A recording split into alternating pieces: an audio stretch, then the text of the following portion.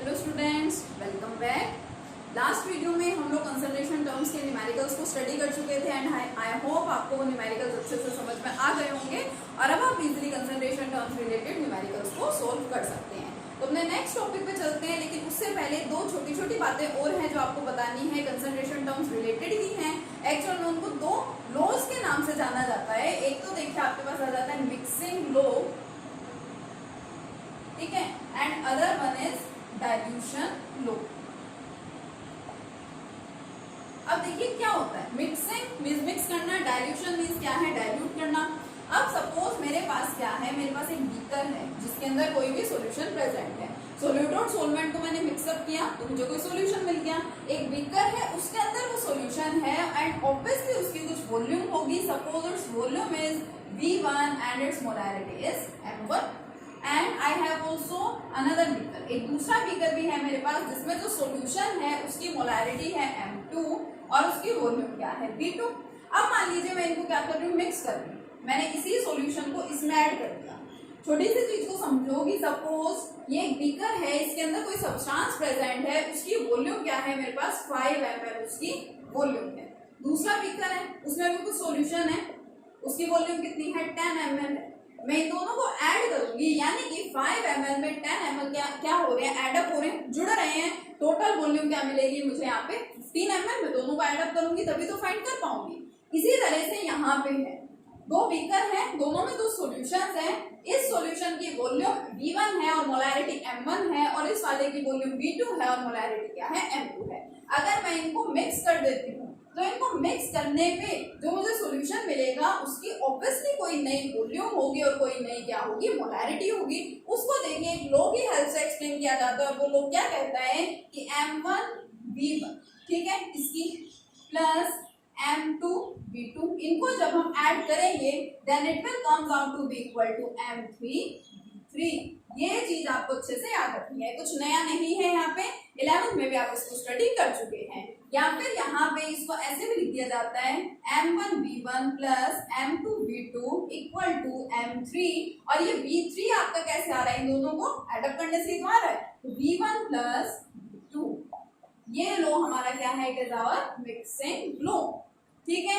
Similarly यहाँ पे क्या है, डाइल्यूशन लो भी है कि सपोज आप यहाँ पे एक सॉल्यूशन को क्या कर रहे हैं, डाइल्यूट कर रहे हैं। मान लीजिए मैंने क्या ले रखा है, मैंने एक शुगर सॉल्यूशन ले रखा है। इस सॉल्यूशन में क्या है, शुगर और वाटर प्रेजेंट है, मींस शुगर सॉल्यूशन है, sugar is solute and water is solvent, ठीक है। एक सॉल्यूशन इन्होंने बना लिया, शुगर सॉल्यूशन, इसको मैं डाइल्यूट कर दूं। डाइल्यूट करने का मतलब मैं इसमें क्या ऐड करूंगी, वाटर ऐड करूंगी। मैं इसमें वाटर ऐड करती जा रही हूं, ठीक है। अब देखिए वाटर जब मैं ऐड करूंगी तो जो नंबर ऑफ मोल्स है, क्या यहाँ पे सोल्यूट के मोल्स चेंज हो रहे हैं, नहीं, सोल्यूट के तो मोल्स चेंज हो ही नहीं रहे, क्योंकि देखिए मैं तो वाटर ऐड कर रही हूँ। शुगर तो मेरे पास जितनी थी वो उतनी की उतनी ही है ना। और नंबर ऑफ मोल्स अगर मुझे यहाँ पे फाइंड करना है तो मुझे एक चीज पता है, molarity is equal to number of moles of solute divided by volume of the solution, ठीक है। तो यहाँ से अगर मुझे नंबर ऑफ मोल्स फाइंड करने हैं तो मैं यहाँ पे स्क्वायर से लिख सकती हूँ। अब मैं इसका यूज यहाँ पे क्यों कर रही हूँ, इस पॉइंट को अच्छे से समझो। मेरे पास शुगर सॉल्यूशन है, ठीक है, शुगर सोल्यूट है और वाटर क्या है, सोलवेंट है। मैं इसके अंदर क्या कर रही हूँ, मैं इसके अंदर ऐड कर रही हूँ वाटर। क्यों, क्योंकि मैं इसको डाइल्यूट कर रही हूँ। इसका डाइल्यूशन अगर मैं करूंगी मींस मुझे इसके अंदर क्या ऐड करना पड़ेगा, वाटर ऐड करना पड़ेगा। यानी कि सपोज मेरे पास शुगर यहाँ पे प्रेजेंट थी 10 ग्राम, ठीक है। शुगर के मोल्स कितने थे, 10 ग्राम पर मोल मेरे पास शुगर प्रेजेंट थी, ठीक है। अब मैं इसमें शुगर तो ऐड नहीं कर रही, यानी शुगर के मोल्स में तो कोई चेंज नहीं हो रहा है। किसमें चेंज हो रहा है, वाटर में चेंज हो रहा है, क्योंकि मैं इसको और डाइल्यूट कर रही हूँ। अब मोलैरिटी की बात करूं तो molarity is equal to number of moles of solute divided by volume of the solution. तो अगर मैंने इसको डाइल्यूट नहीं किया, बिफोर डाइल्यूशन जो इनिशियल नंबर ऑफ मोल थे उसको मैं ऐसे लिख सकती हूँ ना, initial number of mole is equal to mv। First case है इसलिए मैं इसको ले लेती हूँ M1 V1। अब मैंने इसको क्या कर दिया, डाइल्यूट कर दिया। इसको मैं देखो लिख देती हूँ यहाँ पे, इट इज बिफोर डाइल्यूशन। और अब मैं यहाँ पे लिखूंगी कि आफ्टर डाइल्यूशन क्या हो रहा है, आफ्टर डाइल्यूशन। अब नंबर ऑफ मोल तो क्या होंगे, सोल्यूट के हैं, क्योंकि तो उनको तो चेंज होना ही नहीं। शुगर तो जितनी पहले थी उतनी ही अभी भी है, तो नंबर ऑफ मोल्स फाइनल, ठीक है। जब मैंने इसको डाइल्यूट कर दिया है तो कितने होंगे, देखिए मोलैरिटी भी चेंज होगी, वॉल्यूम भी सॉल्यूशन की चेंज होगी, तो मैंने इसको लेट कर लिया M2V2, but number of moles of solute remain same, यानी कि मैं इसको लिख सकती हूँ यहाँ पे Ni is equal to Nf। ये तो क्या रहेंगे, सेम रहेंगे इनिशियली जितने नंबर ऑफ मोल्स थे, क्योंकि देखिए मोलैरिटी में हम number of moles of solute की बात करते हैं और सोल्यूट यहाँ पे चेंज नहीं हुआ है, सेम है, फिक्स है, जितना था उतना ही है, ठीक है। तो Ni इक्वल टू Nf, यानी कि M1V1 इक्वल टू M2V2। ये क्या कहता है हमारा डाइल्यूशन लॉ। डाइल्यूशन लॉ के accordingly M1V1 is equal to M2V2 and this equation is known as the molarity equation. इस इक्वेशन को आप क्या बोल देते हैं बच्चों, मोलैरिटी इक्वेशन बोल देते हैं, ठीक है। इसी तरह से नॉर्मेलिटी की भी बात हो सकती है, तो यहाँ पे आप जैसे मोलैरिटी इक्वेशन लिख रहे हैं वैसे ही आप नॉर्मेलिटी इक्वेशन में लिख सकते हैं। मोलैरिटी की जगह वहां पे क्या हो जाएगा, नॉर्मेलिटी, यानी कि N1V1 equal to N2V2। This equation is known as our normality equation. देखिए कितना सिंपल सा है ना। यहाँ पे आपकी कंसंट्रेशन टर्म्स क्या हो गई, बिल्कुल कंप्लीट हो गई, ठीक है। अब हम चलेंगे अपने नेक्स्ट टॉपिक पे। वो टॉपिक भी काफी इजी है, काफी सिंपल है। The next topic is the solubility, ठीक है। तो देखिए देखते हैं सोल्यूबिलिटी क्या है। सबसे पहले सोल्यूबिलिटी का मतलब समझते हैं क्या है। देखिए पढ़ते हैं क्या है सोल्यूबिलिटी, इसको सीखते हैं। What is solubility. देखो सोल्यूबिलिटी नाम से पता चल रहा है कि कुछ सोल्यूबल, ठीक है, या कुछ डिसोल्व करना। देखो मैं यहाँ पे बहुत सिंपल सा एग्जांपल ले रही हूँ, शुगर, क्योंकि हम इसको पढ़ रहे हैं कब से, इन वाटर, ठीक है। अंडरस्टूड है। यहाँ पे शुगर क्या है, मेरे पास सोल्यूट है, सोल्यूट को मैं ऐड कर रही हूँ वाटर में, which is my solvent here, and here I will get sugar solution. यही बात है, ठीक है। अब जरूरी तो नहीं है ना कि मैं जितनी शुगर लूं वो सारी की सारी शुगर वाटर में क्या हो जाए, डिसोल्व हो जाए। सपोज मेरे पास क्या है, I have 1 glass of water, और उस 1 ग्लास ऑफ वाटर में मैंने 1 स्पून क्या ऐड की, शुगर ऐड की, और मैंने उसको डिसोल्व किया, मिक्स किया, ठीक है। वो शुगर उस वाटर में क्या थी, डिसोल्व होगी, उसके अंदर सोल्यूबल थी, ठीक है। डिसोल्यूशन की प्रोसेस हो गई। 2 स्पून मैंने शुगर ऐड किए, वो भी ऐड हो गई, डिसोल्व हो गई। थोड़ी सी और ऐड की, वो भी डिसोल्व हो गई। लेकिन एक टाइम आपको भी पता है ऐसा आ जाता है जब इसका अमाउंट बहुत ज्यादा हो जाएगा और ये शुगर इस वाटर में डिसोल्व होना क्या हो जाएगी, बंद हो जाएगी, ऐसा होता है, ठीक है। अब इन टर्म्स के भी अलग अलग नेम्स हैं, मैं आपको वो भी बताती हूँ। लेकिन मेन पॉइंट क्या है कि सपोज मैंने 10 ग्राम शुगर ली, 10 ग्राम शुगर इसमें क्या होगी, डिसोल्व होगी। जैसे ही मैंने थोड़ी सी और शुगर इसमें ऐड करनी चाहिए, डिसोल्व करनी चाहिए, तो वो शुगर वाटर के अंदर डिसोल्व नहीं हो रही है। इट मीन्स सिर्फ 10 ग्राम शुगर क्या हुई, यहाँ पे डिसोल्व हुई। तो amount of the solute that gets dissolved in the solvent for the formation of a solution, कितने अमाउंट में मेरे पास जो सोल्यूट है, ठीक है, कितनी क्वांटिटी सोल्यूट की डिसोल्व हो सकती है पर्टिकुलर सॉल्वेंट में for the formation of solution is known as the solubility. वही उसकी क्या होती है, सोल्यूबिलिटी होती है। क्या मैं इसको बोल सकती हूँ, solubility is the amount of the solute, solubility is the amount of the solute dissolved in particular solvent, dissolved in particular solvent for the formation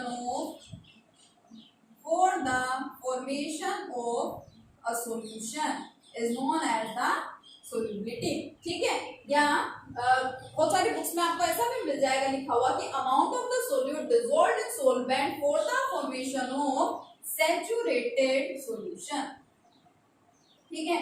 अब इस सैचुरेटेड का मतलब भी हमें समझना है। अब दो छोटी छोटी बातें बता रही हूँ, उनको अच्छे से समझो। शुगर आप ऐड कर रहे हैं, जब तक शुगर इसके अंदर डिसॉल्व होती जा रही है तो हम क्या कहेंगे, प्रोसेस हो रही है हमारे पास, प्रोसेस ऑफ डिसॉल्यूशन। क्या हो गई हमारे पास, डिसॉल्यूशन की प्रोसेस हो गई।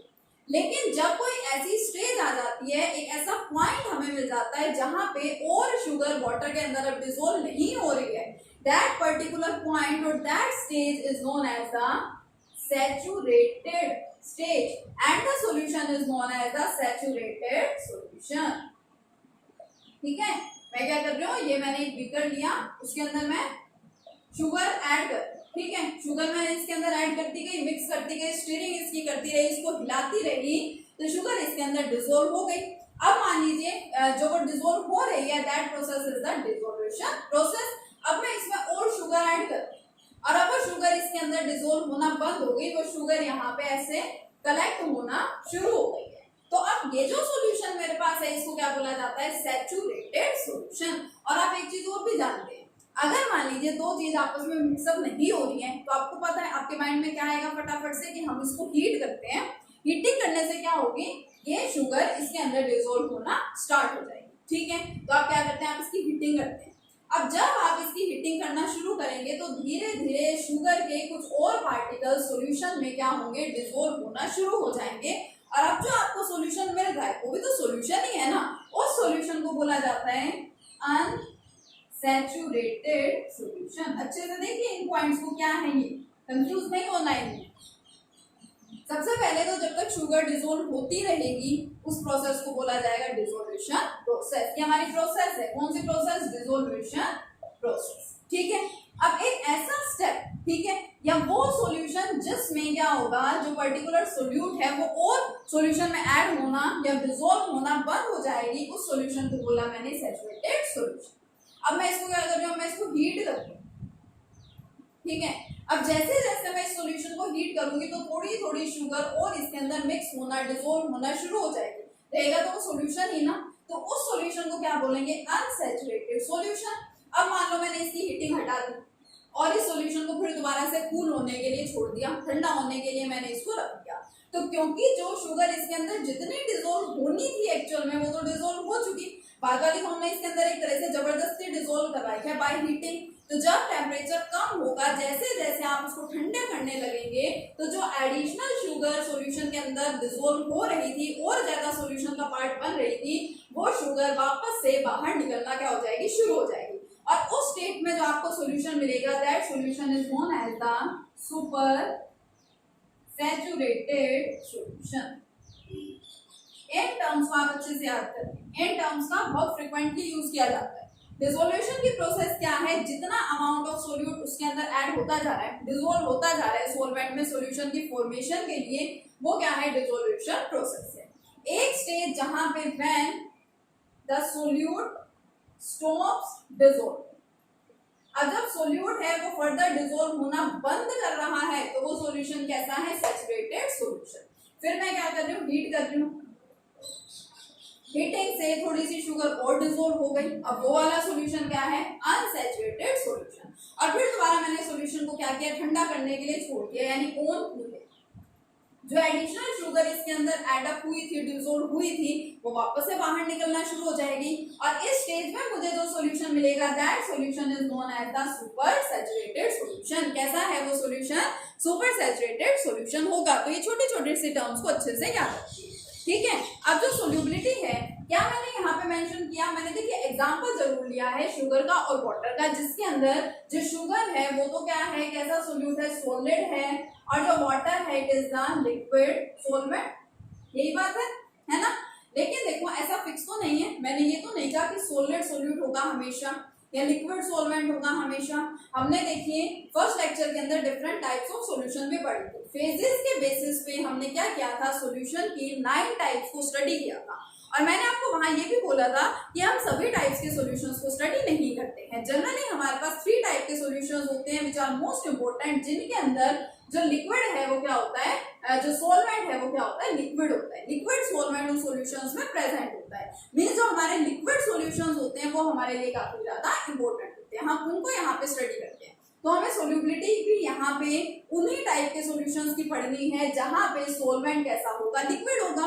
तो ये 3 टाइप के हो सकते हैं, जैसे कि सॉलिड इन लिक्विड, ये हो सकता है नंबर 1। नंबर 2 क्या हो सकता है, लिक्विड इन लिक्विड।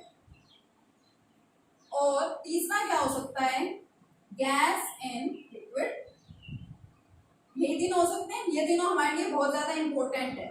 ठीक है, इसलिए हम इस टाइप के सॉल्यूशंस की स्टडी करते हैं। और इन तीनों में भी जो बहुत ज्यादा इंपॉर्टेंट है हमारे पास, जो हम इस चैप्टर में यहाँ पे अपने 12th क्लास में स्टडी करते हैं, वो कौन से हैं, solid in liquid and gas in liquid. And gas in liquid भी आपका बहुत ज्यादा इंपॉर्टेंट टॉपिक है। ठीक है, तो नेक्स्ट लेक्चर में हम यहाँ पे solubility of solid in liquid को पहले डिटेल में स्टडी करेंगे कि एक सॉलिड की लिक्विड में सोल्यूबिलिटी क्या होती है, किन किन फैक्टर्स पे वो डिपेंड करती होगी। उसके बाद गैस की लिक्विड में सोल्यूबिलिटी स्टडी करेंगे। ठीक है, तब तक आप इन छोटी छोटी टर्म्स को बहुत अच्छे से स्टडी कीजिए। Thank you.